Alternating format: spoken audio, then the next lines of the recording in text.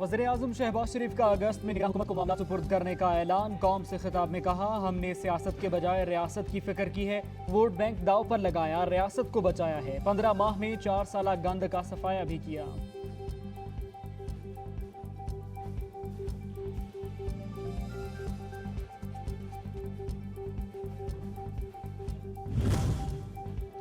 और इस्लामाबाद दुनिया में पाकिस्तान का तारुफ और चेहरा है।